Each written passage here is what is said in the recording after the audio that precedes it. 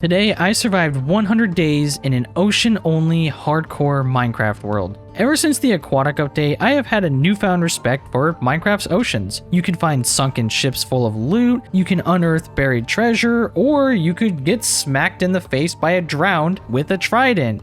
My favorite. Minecraft's oceans are full of things to do and stuff to loot. That's why when I saw Not Paul GG's Ocean Only series, I knew that I wanted to try it out. This challenge feels like a modern take on old school Skyblock, except it's in the ocean, so I'm going to struggle to get even the essentials, like grass blocks, trees, and food. Anything that I want, I'm going to have to get the hard way, and that's what makes this harder than regular hardcore Minecraft. I'm also sure that you're tired of seeing the typical graph that YouTubers show you about subscribing, so I'm going to ask you a question instead. Did you enjoy the video? If you did, then you should really consider subscribing. It really helps me out, and I'm going for the crazy, unreal goal of hitting 1 million subscribers by the end of the year. Also, don't forget to leave a like and a nice comment to help let the algorithm go, "Hey, I like your cut, G." I couldn't thank all of you enough for the support. Anyways, let's get straight into my first day in this ocean-only world.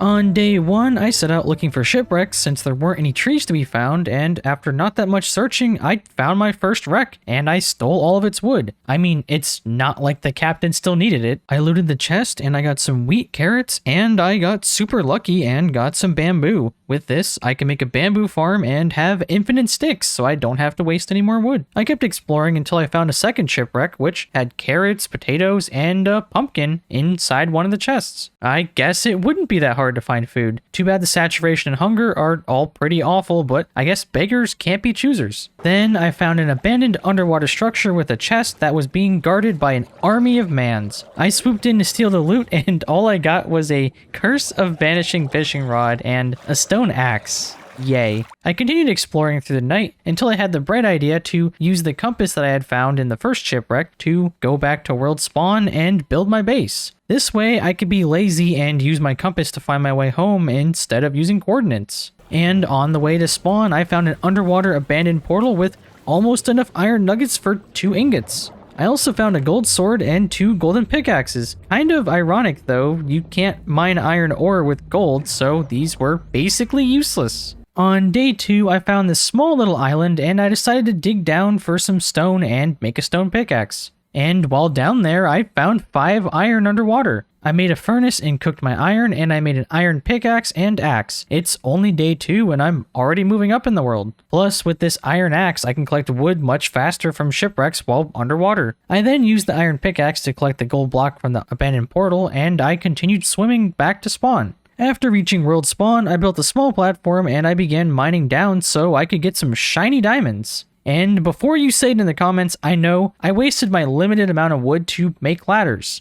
Sue me. On day 3, I used the dirt that I had collected in the mine to start making some farms. This way, I could have a huge supply of carrots and bamboo, I guess. After this, I continued digging in my makeshift mine and I found the motherlode of coal. This super vein gave me a stack in 24 coal. Unfortunately though, I only had enough ladders to get down to Y31. I needed 20 more ladders, so I went back out at night looking for more shipwrecks. I have to be super careful though, because soon phantoms will start spawning, because the only way I can get wool is from spiders or a shepherd villager. While exploring, the first ship that I found only had paper and leather boots inside of it, but I guess I'll need that paper to make books in the future anyways, so this kind of works out. I gathered a bunch of oak wood and birch planks that I can make into sticks for ladders and torches, and I brought all of my wood home and made the ladders. I dug down to Y11 to begin mining, except I ran directly into a big cave full of mobs, and this skeleton almost 360 no-scoped me, but I was not having any of it. I do only have 2 pieces of leather on though, so I'm definitely not planning on 1v1ing that skelly boy or his zombie and spider friends. But while mining down there, I did end up with 6 iron for a new pick to replace the one that I had broken. So on day 4, I began the day by harvesting my bamboo with the sword this time. Trust me, I have heard you all in the comments last time. I planted the new bamboo so I could stop wasting wood for sticks, and I crafted myself a brand new pickaxe. I went back down to the mine to continue my hunt for diamonds, and I kept running into this super dangerous cave. I blocked blocked off part of it and I found hella loot. I got 19 iron and 20 gold for like 2 minutes of mining. And right after all of that loot, I ran directly into an underwater cave, and that's gonna be a hard pass for me. I went back to the surface to smelt my loot and I began making some armor so I could explore this cave, and after smelting my iron and gold, I made myself a helmet, chest piece, and a pair of leggings, and now I've almost got full iron. I also began adding fences around my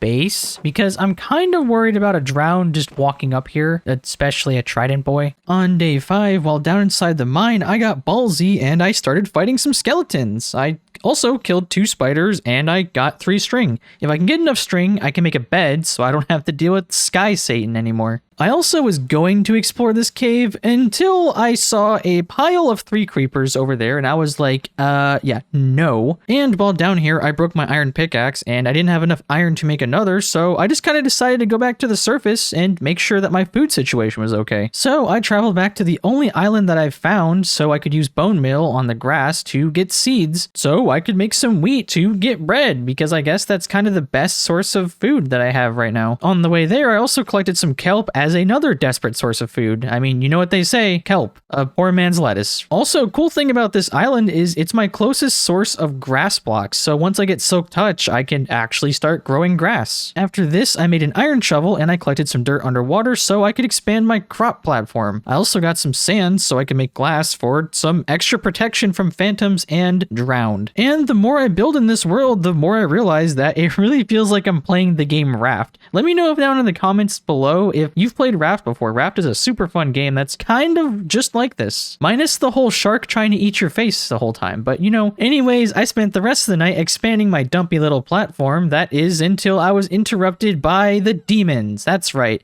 they are here and I didn't even make a roof yet. On day 6, I went down to the mines with my beautiful stone pickaxe and I found 6 iron. I went back up to my base to smelt it, and while I waited, I fixed up my base a little by adding a full roof and windows. I harvested my bamboo and I've already got a stack of bamboo. If I make a field of this stuff, I will have infinite sticks for the rest of the series. Plus, once I get some villagers cured, I could start making mad stonks with some beautiful capitalism. I spent the rest of the day back in the mines, my pickaxe swinging side to side. Okay, I can't. Anyways, I'm like 80% sure that this seed is cursed because there's no diamonds down here. But I did run into an underwater ravine which have high chances of finding diamonds. I swam in to check it out and I didn't see any diamonds, but there was hella iron in here. I'm kind of desperate for iron because I keep breaking these picks, that is, until I find diamonds. And then I found it, our first vein of diamonds, and they were in a ravine. I took my time mining them so I didn't drown, and I ended up with 3 diamonds. I think I'm actually going to keep these for armor though, because the only use I have for iron right now is making pickaxes. Right after this, I found more diamonds that were hidden right by my tunnel, except they turned out to be just 1. Boy. After mining my 1 measly diamond, I continued clearing out the wall so I can get closer to some iron, and I found out that there were more diamonds hidden, and I'm now up to 9. On day 7, I headed back to my house to smelt all of the iron and gold that I got, except it was already nighttime. Also, there was a spider on my roof that I quickly wombo comboed. 1 wool down, 2 to go. I ended up with 56 iron and 10 gold from that ravine, and I barely even explored it. While waiting for my stuff to smelt, the game decided that I was enemy number 1. I was lighting up my roof when this trident boy showed up. These boys are the baddest of the news. They could easily kill me in full iron, and I didn't even have boots on. However, I was safe on the roof, that is, until phantoms spawned, so I desperately broke through my roof and just kind of hid inside of my house. While panicking, I decided to start messing with the phantoms, which was not a good idea, because the trident drown got to an area where he could hit me again, so I panicked more and I spammed blocks in a desperate need to protect myself. While thinking about what I could do to not die, I got super lucky. From the area that the drown was spawn camping me, he started to burn, and he died. And I realized just how wrong one trident boy could really make this playthrough go. So I really needed to foolproof this area from trident drowns. I walled in my base some more and I added some doors, and then I made some iron boots, and you know what? I said screw it, and I made a diamond chest piece just for some extra defense. No trident boys are getting me today. On day 9, I used the dirt that I had gathered from mining to expand my beautiful platform some more. I harvested the bamboo and I began building my empire of bamboo. This is probably my most efficient way to trade with villagers villagers after I cured me some zombies. Then, as it became night, I came to the scary realization I don't have enough wood to make any more chests, and mine are almost full. Plus, I can't really go out exploring because if it becomes night and phantoms spawn, they'll probably get me killed. So I decided to make a poorly constructed dark platform instead of making a mob grinder, so I could kill some spiders to make a bed so I could sleep. And the very first things to spawn were 2 baby zombies and a creeper.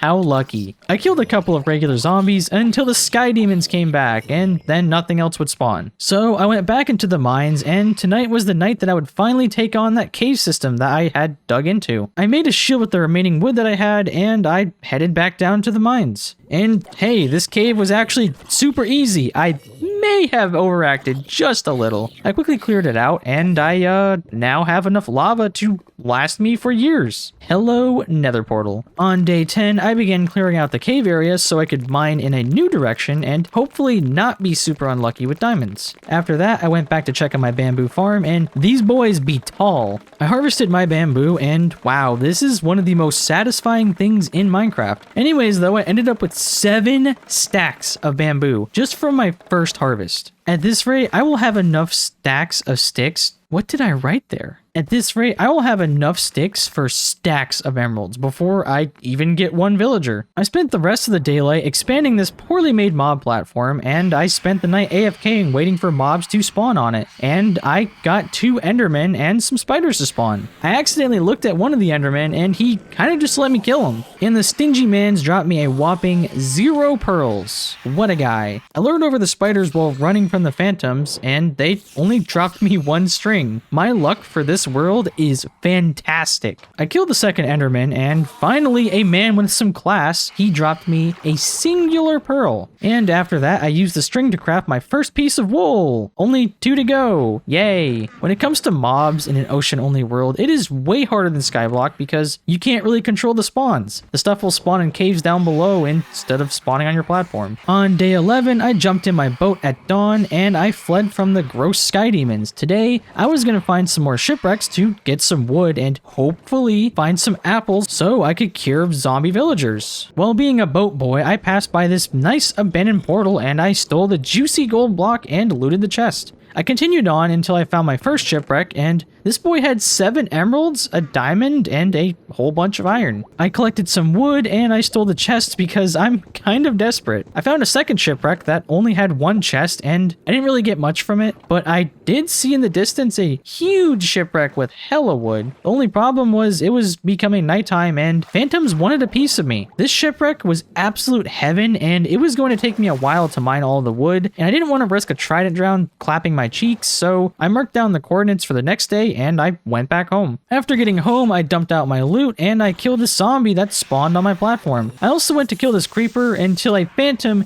yeeted me off of my platform and the creeper blew up. Literally, why? Phantoms, why do you exist? Who voted for you? On day 12, I boated my way back to the shipwreck to loot it, and I found some more iron and emeralds from one of the chests. I stole all 3 chests and I took all of the wood, and I ended up with 67 wood. Unfortunately, it was only 2 less than the funny number, but you know what? We'll give it a nice anyways. Anyways though, this was enough wood to last me pretty much forever since I get all of my sticks from bamboo, and it was becoming night, so I headed home. And I struggled to harvest my bamboo while these heathens kept harassing me. I also saw this spider on my dark platform that I went to kill for string, but he also dropped nothing. I truly am cursed. I really am, you know? I placed my new chests and I made one into a bamboo only chest, and look at all these future stonks. Even without 1 stick emerald trades, I'm going to be the top 1% of this ocean only world. On day 13, I made the decision that I need to have full diamond armor and tools for maximum safety, especially if I plan on going to the nether soon. So I began strip mining in the opposite direction than before, and while mining coal, I finally struck diamonds that were not underwater. And on top of that, it was an 8 vein, which also had some gold in it. This is why you should always mine coal when strip mining. Never leave anything. After this, I continued mining until I hit another underwater cave, except this one sounded like it was full of zombies and spiders.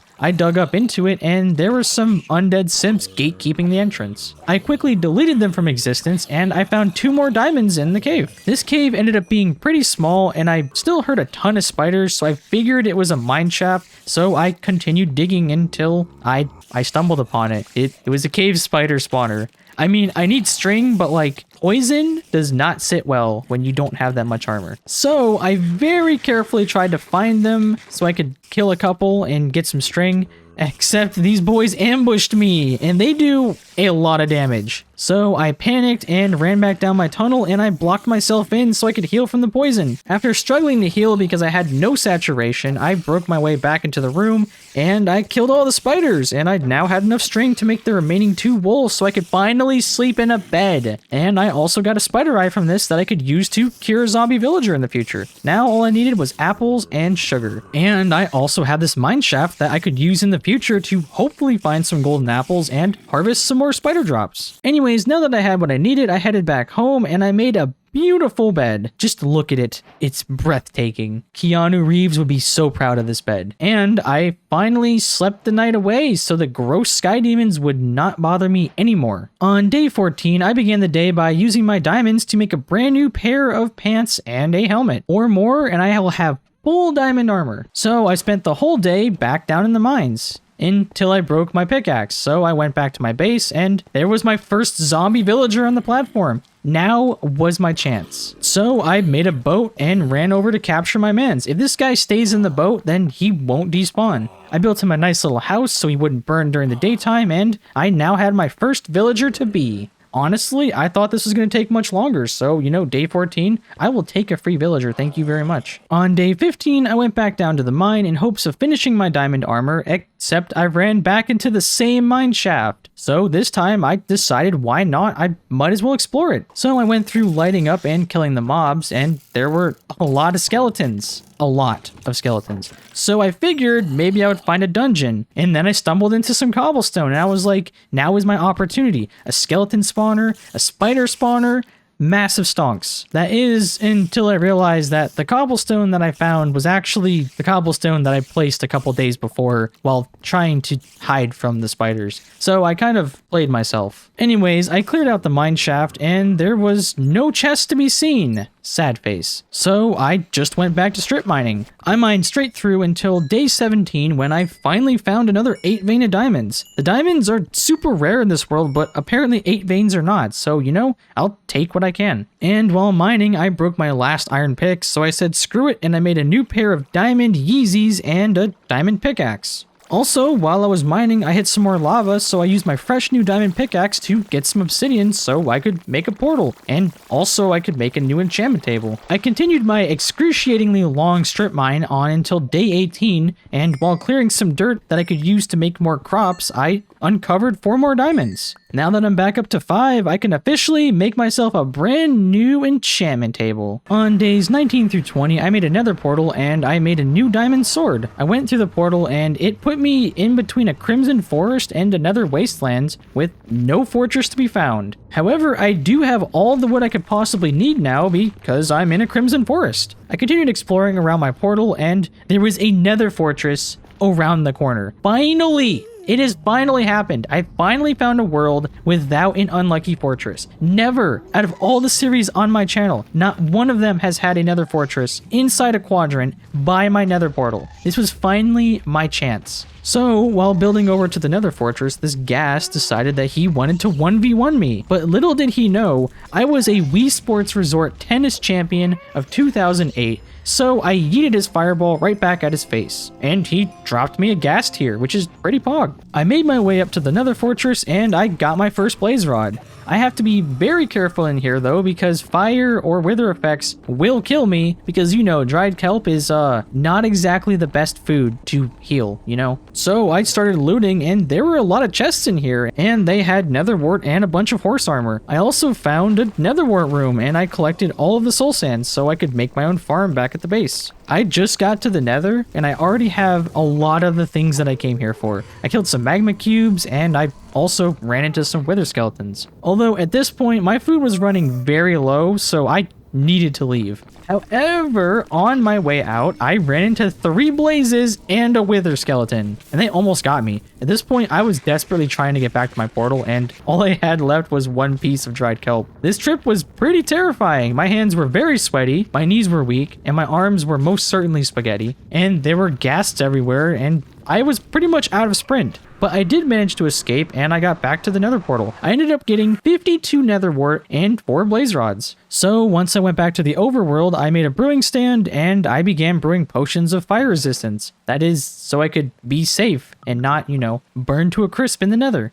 On day 21, I realized that all I needed now to cure my villager was an apple and some sugarcane. And I think wandering traders have a chance to sell sugarcane, and if I'm lucky, they might sell me some saplings, which I could use to get more apples. On this day, I also kind of got an idea for what I wanted to build. For a long time, I said that I wanted to build something with blackstone, except in my regular hardcore series, I couldn't really do it because it clashed with a lot of the other stuff that I had going on, like the stone brick and the spruce wood. But now that wood is, not really an option, I decided I wanted to build something out of blackstone. And I thought, why not make a giant pyramid base? So I was going to build a giant blackstone pyramid with basalt and some nether woods. So in order to clap 2 birds with 1 stone, bet you have a good picture in your head about that one, I decided to begin building the massive cobblestone platform that I was going to need to build the structure. Plus, I could also use parts of it to spawn more zombie villagers and possibly get my first wandering trader. On day 22, I ran out of cobblestone, so I guess the only thing I could do was go back mining and maybe get some diamonds while down there. I spent the entire day just slapping away at that stone. On day 23, I enchanted all of my tools with some basic enchantments since it did not look like I was going to be getting books anytime soon. And I went back down into the mine. And while mining down there, as I was thinking, this world is cursed, I can't find any diamonds, life is hard, kill me now, I ran into a vein of 4, which I can use to replace my poor diamond pickaxe that was almost broken. I was not exactly profiting on diamonds right now. So after breaking all of my picks, I went back to the surface and I harvested my bamboo again. Gotta keep them stunks flowing. I added more dirt to my bamboo platform and I doubled the farm size. Pretty soon each harvest will be more than an inventory full. After expanding the bamboo, I continued filling in the cobblestone platform until I ran out of cobble again. So I made 3 new picks and it was back to mining. And not shortly after, I found another vein of 2 diamonds. And not short after that, I found another vein of 2 diamonds. I'm just saying, guys, always mine coal. Every time you mine coal, you have a chance of unearthing diamondes, gold, anything. So always mine your stuff. Don't leave stuff. And not far after mining that vein, I struck another 4 vein. And it looks like my doo-doo butter luck was finally turning around. I now had 13 spare diamonds, and this mining exhibition took all the way until day 25. On day 26, I began the day by harvesting my bamboo, and look at how much I got. I literally have a full chest of sticky boys. And to be honest, I'm not really sure what else to do today because I really kind of just need a wandering trader to spawn. So I can't really go mining, otherwise they won't really spawn. And I'm also kind of done with mining. So now that I had the resources to do it, I decided to make a stone/cobblestone farm on top of my platform. This way I could get cobble super fast and way more efficiently, and I could do it while AFKing. And hopefully, while I'm mining the stone, hopefully a wandering trader will spawn. So I went down to my cave to get me some lava so I could finish up my stone farm. On day 27, I made a brand new diamond pick and I enchanted both of them with some desperate enchantments. After this, I made an anvil and I combined them together. It really hurts me knowing that I just spent 6 diamonds for an unbreaking 1 efficiency 2 pickaxe. But I mean, I needed to AFK some stone, so I guess it just be like that sometimes. Anyways, I began AFKing for stone, and immediately I heard that typical noise that traders make, so I stopped, turn around, and lo and behold, there he was, my wandering ripoff trade artist. So I checked his inventory, and he had nothing. I did decide to buy some cactus, though, because, I mean, I guess how else am I gonna get cactus, but I mean, well, I guess it's time for 2 free leads. Anyways, now that my brand new guest was dead, I went back to mining some stone. And I spent the rest of day 27 all the way through day 28 just kind of AFK stone mining. On day 29, I continued filling in the cobblestone platform, and it's now almost complete. I didn't really measure it though, so I don't even know if this is actually enough space. But you know what? It's progress, okay? I spent the night fighting mobs on the platform in hopes of getting another zombie villager, but I didn't have any luck. So instead, I just kind of lit it up and I went to bed. Or at least I tried to go to bed, but this family of drowned would not let me rest. So I took out the two parents, and now that the kid was an orphan, I mean, you know what we do to orphans, right? And now that I've destroyed a brand new family, it was finally time to go to sleep. On day 30, I spent all of my daylight finishing the cobblestone platform, and I finally finished it. And now that it was done, it was kind of just back to waiting for another wandering trader, so I kind of said screw that, and I went to the nether to start clearing the Crimson Forest by my portal. I figured that I would get a head start on gathering the supplies for my giant blackstone and basalt pyramid base, and while harvesting the trees, this ghast spawned and trapped himself, so I made quick work of him, and I got a free ghast here. After getting some free loot from Stepghast, Did I really just say that? After getting free loot from Stepghast, I seized the opportunity to capture this piglin because I still had a boat in my inventory. As long as he stays in the boat, he won't despawn, and I can use him to trade for leather so I can actually get some bookshelves. I mean, I could also kill hoglins for leather if any of them actually decide to spawn, but for now, this is kind of my best bet. So I went back to the overworld and grabbed some gold from my base, and I tested out trading with him while he's in the boat. And honestly, why don't speedrunners do this? Trapping them in a boat is much easier than putting them in a hole and struggling to get the loot. And from now on, I'm probably going to do this whenever I beat Minecraft in crazy challenges, you know? Anyways, a 13 gold got me 9 leather and 2 ender pearls, which is actually pretty good. On day 31, I went back to the nether with a stack of gold to trade with my newly imprisoned boy, and while trading with him, I made 2 more friends that I proceeded to trap in a hole so they can join my circus. Hopefully they won't despawn while I go back to get some boats. And lucky me, they didn't. So I put them in some boats, and apparently these two had a great love for each other because they wanted to be in the same boat, you know? I guess I can't break them up, so now I have a spare boat inside the nether for even more piglins that decide to wander over. And since I'm in a crimson biome, I'm pretty sure there will be more piglins that wander over. Anyways, I went back to the overworld, and I was able to make 3 more bookshelves with the leather that I got. If I can get me 15 bookshelves, then I could do level 30 enchantments before even getting sugarcane. On day 32, I went out hunting for some more shipwrecks because I needed more paper to get more books. And I also kind of needed some emeralds, and maybe I could get some apples or sugarcane if possible. This is future me talking. It's not possible. I was hoping for nothing. And my first shipwreck was pretty lucky. I got 5 emeralds and 16 paper. And right after that, I found a massive nether portal. I've very rarely seen them this large. It was kind of comical, and a chest with a golden apple in it. So now I just needed 1 more apple and some sugarcane or sugar, and I could officially have villagers. And I can make me a carrot farm and have them breed. I continued exploring until I found another shipwreck, and I checked the first chest, and it had a bunch more iron and 1 emerald in it. Only problem was it was becoming night, so I decided to make myself a platform to place my bed and sleep for the night, because I really didn't want to risk a trident boy clapping these cheeks, you know? On days 33 through 35, I finished looting the ship, and I ended up with a ton of paper. I now have 58 paper from this trip. I also realized that I got Fortune 3 on this golden pickaxe that I looted from one of the nether portals. So I decided to save it so I could use it exclusively to mine some juicy diamonds. I continued exploring until on day 35, I won the Minecraft lottery. I found an island that had a tree. It had an oak tree, the perfect tree. I mined it, and this boy dropped me 4 saplings, and I also got the other apple that I needed. I can finally make apples, and I can get as much wood as I want. And after this, I saw another island in the distance, and I was really hoping it had some sugarcane on it because, you know, my luck was really up today, but it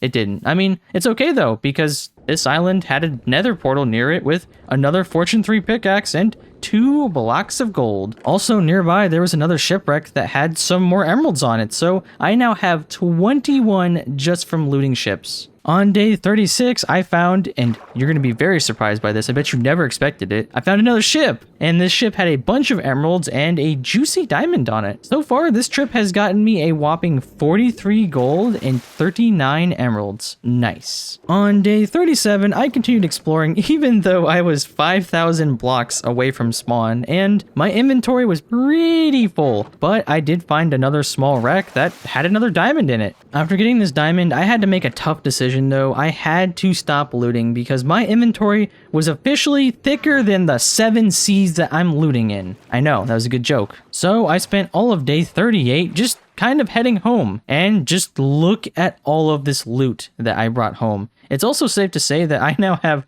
plenty of books and paper. So after dumping my inventory, I placed some dirt and planted my 4 new saplings. As long as I continue to get more saplings from these trees, I will have infinite wood and apples. I also used the books and gross jungle wood to make more bookshelves, and I now have all 15 that I needed for my nice new enchantment table. I began day 39 by harvesting my brand new trees. I made my bones into bone meal and I used them to grow some more. And my tree army begins. And I also got myself another apple. After this, I didn't really do much else this day. I'm kind of just stuck waiting for a wandering trader, and I also need to go to the nether for a ton of blackstone and basalt. But if I go to the nether, the trader can't spawn, and at this point the trader should be at its highest chance to spawn because of the amount of days that have gone by. So my dude, where do you be? Where are you? Come to me now. Come. Sell me your crappy trades. I won't kill you, I swear. I'm totally gonna kill him.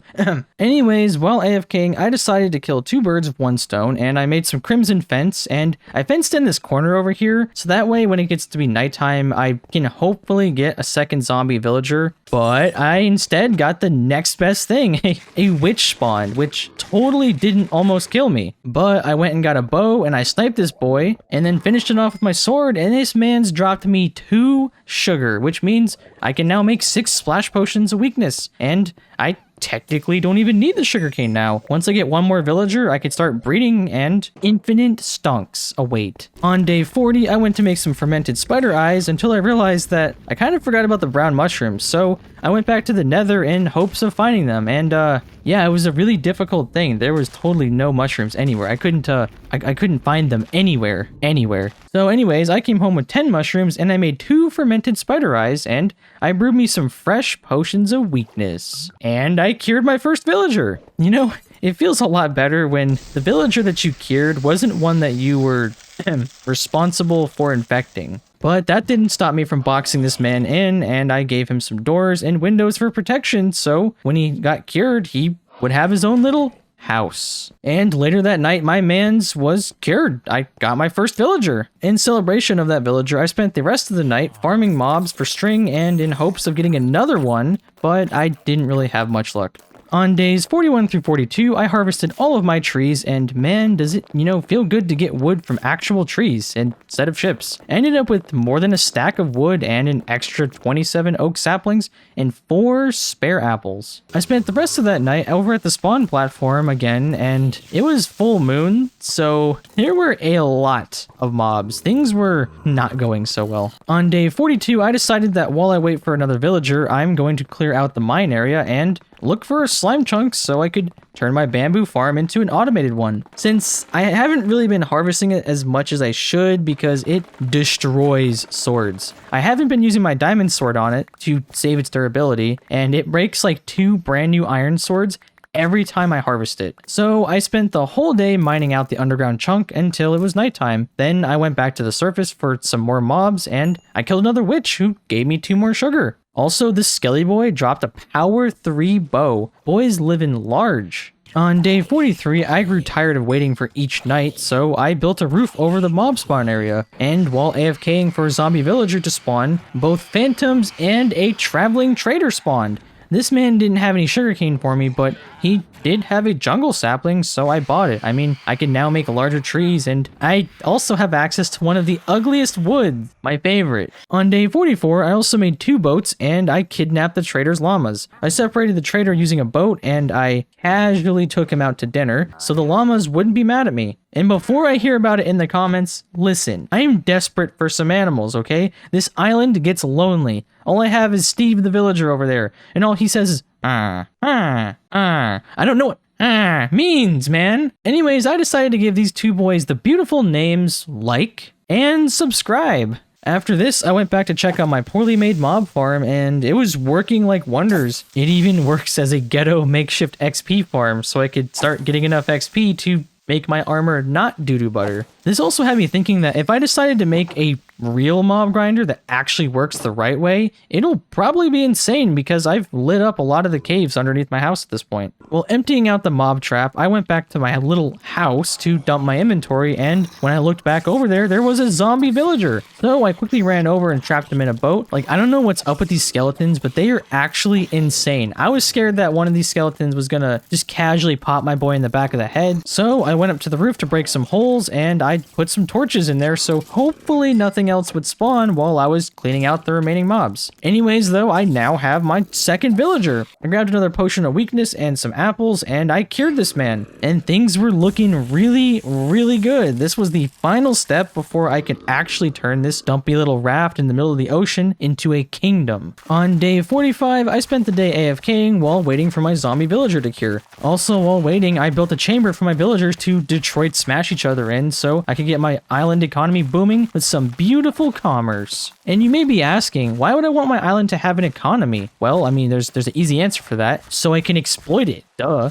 On day 46, while building a rail track to put my villagers in their brand new forever home, I noticed that my totally not stolen llamas they're gone. They're not in the boats anymore. No, like and subscribe. I didn't have any name tags yet, so I put them in the boats, assuming they wouldn't despawn, and they're gone. Now I'm just stuck with the villagers again. After mourning the loss of my only animal friends, I got back to working on my infinite villager breeder. And this process took way longer than normal because I had to keep scouring the ocean floor for more and more sand to make some stained white glass so I could actually check on them and make sure they were okay. I wanted to see my villager friends at all times just to make sure nothing bad happens to them because, you know, you really never know what's going to happen in the world of Minecraft. Also, ever since I lit up that entire mineshaft area with the mob spawners, my mob grinder is going kind of insane. Just look at all these splody boys.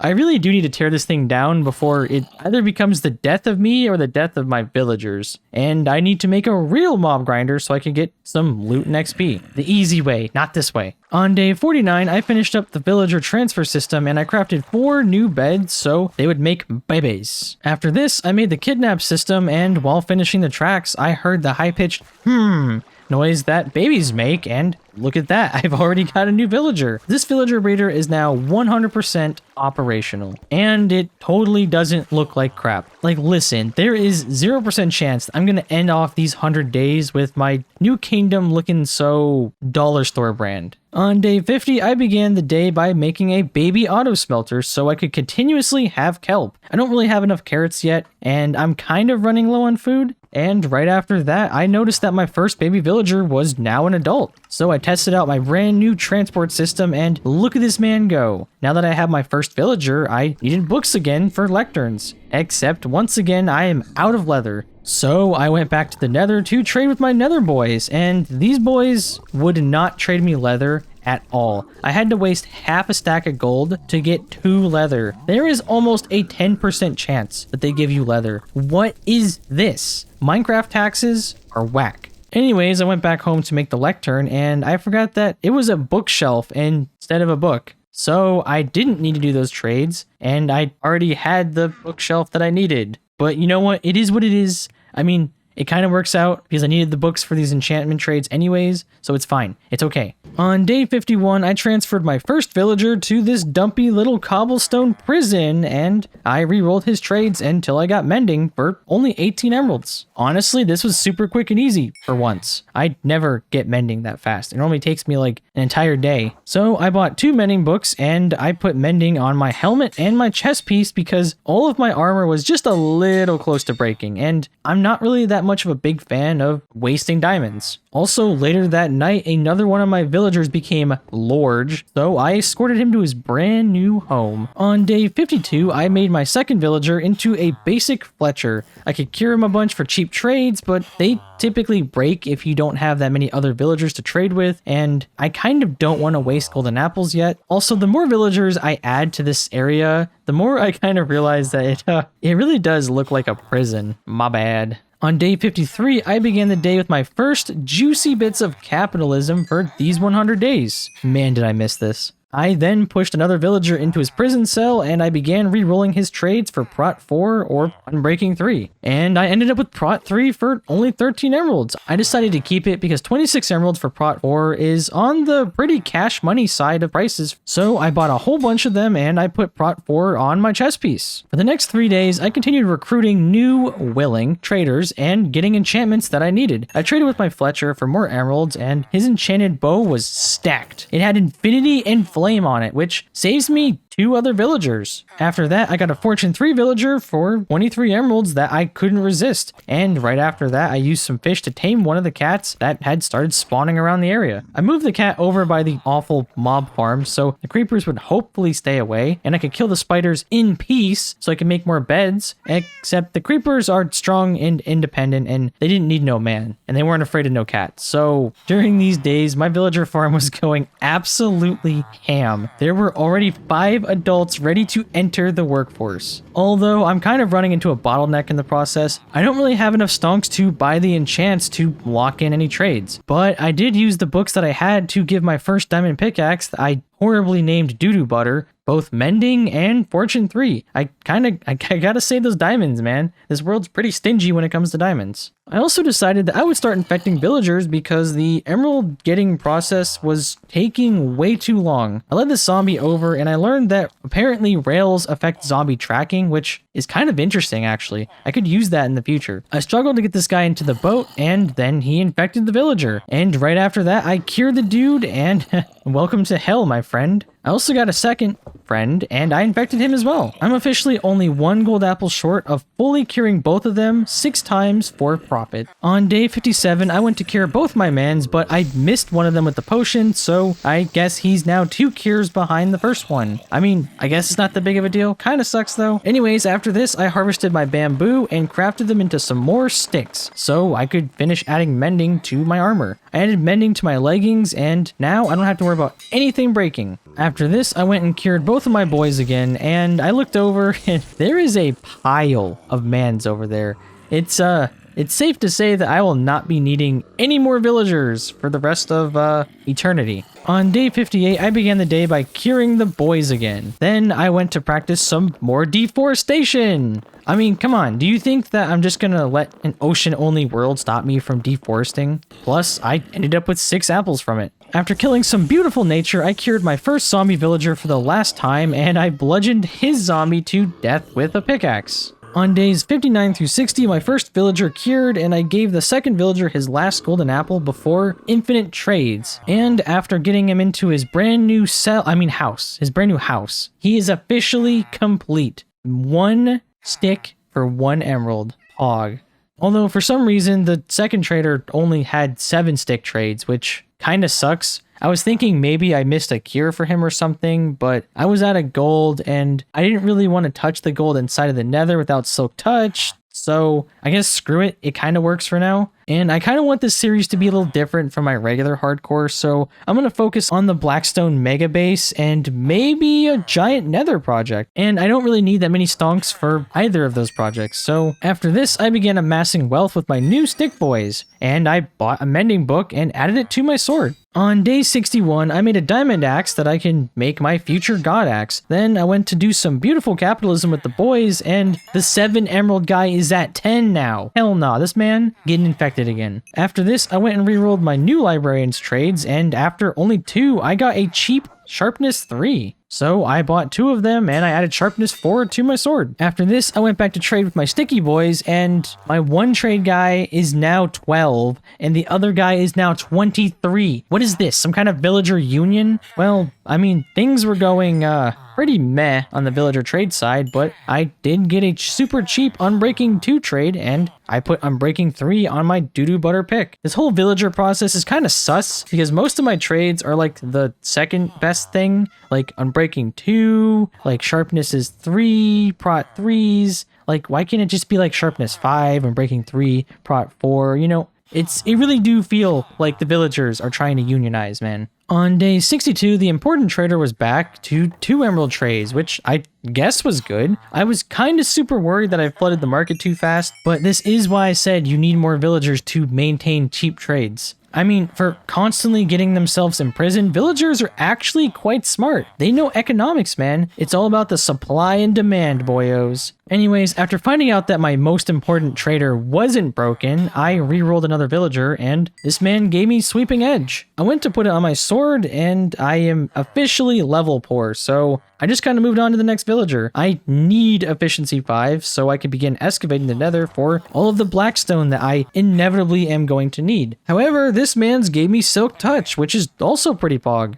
After this, I put Sweeping Edge on my sword and I went to sleep. On day 63, I began the day with some juicy capitalism and some more trade rolling. And I got power 5 for bows. I decided, you know, why not? I'm probably going to need it anyways. And then while moving on to my next villager, I heard a sound. A soundy sound that sounded like a chicken. There was a baby zombie riding a chicken inside of my mob farm. I really struggled to get him out of the horde of simps, and apparently creepers blow up if skeletons attack them. Nice. At this point, I didn't have any way to trade for a name tag, so with some quick thinking, I thought, you know what, let's put him in a boat, and I plopped him in there. As long as he's in this boat, he should not despawn. I've learned the hard way from my regular hardcore series that chicken zombie riders both count as hostile mobs, so the chicken will probably despawn if he's not inside of a boat or if he doesn't have a name tag. You will be missed, McChicken. Anyways, not too long after this, I heard another soundy sound that sounded like a trader, and this man had nothing. I mean, I bought a cornflower, I guess, because, you know, why not? And then I killed him. There will be 0 e-girls or simps allowed on this island. Plus, I also got 2 free leads and 3 leather from his friends, so it all works out in the end. I spent all of day 64 rolling the next villager trades with no luck until I finally caved in and settled for a 35 emerald efficiency 4. That means it's going to cost me 70 emeralds for efficiency 5. Ew. But I was desperate, so it is what it is, my dudes. On day 65, I bought the second efficiency 4 book that I needed, and I combined them into efficiency 5. I tried to put it on my pickaxe, but I needed 13 levels first, so it was off to my still non-existent mob grinder. Anyways though, my fortune god pick is officially ready to go and get some blackstone.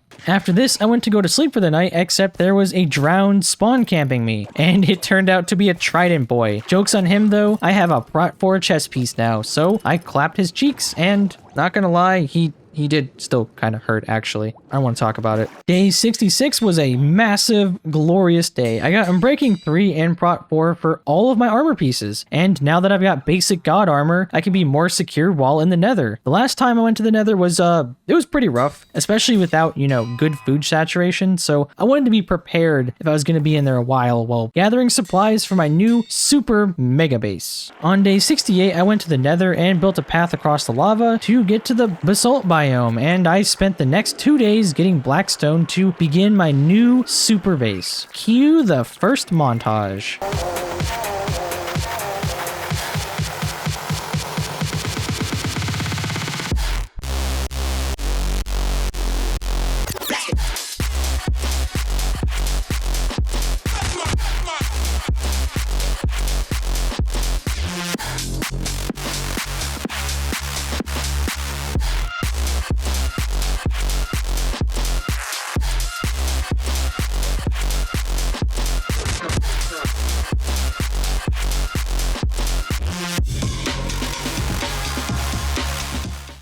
Oh yeah, and after getting all that blackstone and going back to the surface, I realized that my breeder is just a little ridiculous. So I blocked the breeder's view of the beds. After this, I counted them, and there are at least 15 villagers in there. Yikes. On day 71, I got some more enchantments together, and I gave my diamond axe Mending, Efficiency 5, and Unbreaking 3, and I named it Shinra Tensei because I'm a weeb. Let me know in the comments if you know what that's from. I mean, it's not like it's a niche anime. It's very, very common anime. I'm sure a lot of you weebs out there will know. Anyways, I did some nice villager trading to repair the axe, and then I went back to practice some more nice deforestation. I gotta keep nature on its toes, you know? Although I was interrupted by another traveling simp that still didn't have any sugarcane, so I deleted him from existence. After that, I went back to chopping all these trees again because I am going to need a ton of wood to make all the chests for my new super base. Finally, I will have some real organization. I've been living in squabble up until now.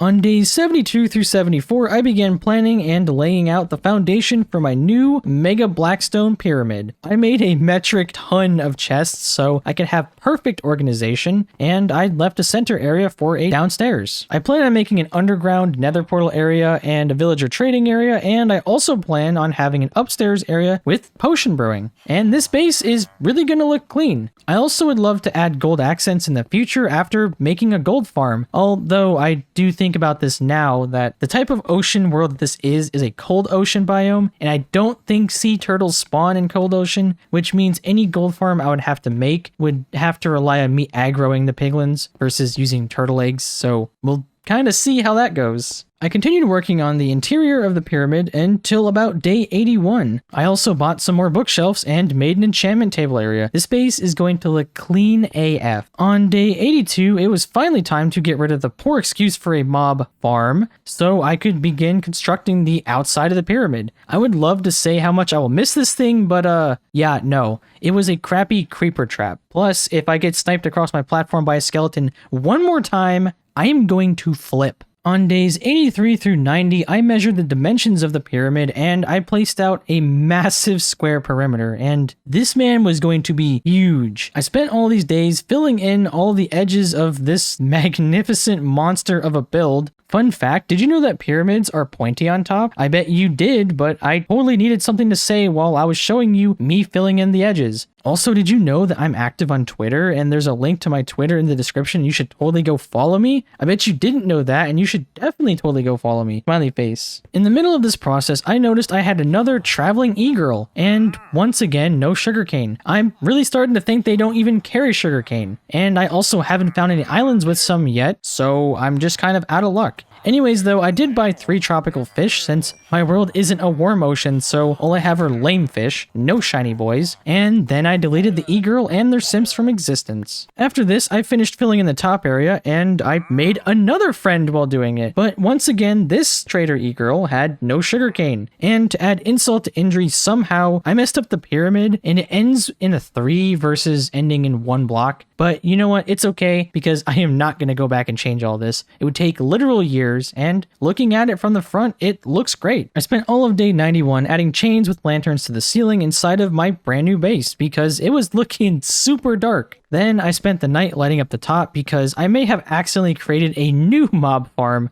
on top of my base. On day 92, I made a new diamond pick and I gave it mending, unbreaking, and silk touch. Then I went to that small island nearby and I yoinked some grass blocks so I could begin terraforming and making my new base into an actual island. Also, the boat ride back was pretty nice. I got to see my pyramid from a distance and this thing was looking good. I can't wait to add more details and lighting so I can remove those gross torches from it in the future and make it into a real spectacle. But that's gonna have to wait for 200 days because I am desperately running out of time here. After this, I went back to the nether to grab some glowstone for lamps because I tried using the shroom lights like I originally wanted and they're kind of too orange. I also started collecting the gold around my portal since I now had silk touch. After looting the nether, I crafted glowstone lamps and I properly lit the whole inside of my brand new base and I got rid of those gross icky torches. And I know I've said this a lot already, but things were looking real nice. Also, while doing this, I realized just how much of a yikes it's going to be to get enough leather for the item frames for all of these chests. But I mean, I guess that's a problem for another day. No organization yet. On days 93 through 94, I built the staircase that leads to my downstairs area and I began filling in the floor with blackstone. For almost every surface of this pyramid, I alternated between polished blackstone and polished blackstone brick. So that way everything had a little more substance to it and looked a bit less flat or bland. I also ran out of blackstone today, so I had to go back and get more. Fun fact, throughout this entire build, I had to keep scouring my local basalt biome for more and more blackstone, and it's looking pretty rough over there now. On day 95, I finished most of the downstairs area, and I decided that I would leave this ugly corner of cobble and the weird ceiling issues for now because I was kind of running out of time in these 100 days. After finishing the room, I built the new houses, definitely not prison cells, they're houses, for the villagers, and I made a railway to deliver them to their new homes and get them off my front lawn. I spent the rest of day 95 and most of day 96 delivering these mans to their new forever homes. On day 96, 7, I added a middle area to the villager housing, and I moved my remaining Fletcher villagers down here. This place is looking pretty nice, although I now have to basically mute friendly mobs unless I want to listen to the Squidward convention under my house. Anyways though, after this I tore down all of those ugly villager huts so I could finally actually see my new base, and I was really happy with it. For the area around the pyramid, I want to bring some kind of like nether here. I was thinking that I wanted to build a crimson and warped forest area around the pyramid before the end of these 100 days. And yes, that means I probably won't be killing the ender dragon, but that's okay because in the future 200 days, we will go to the end and we will kill the ender dragon.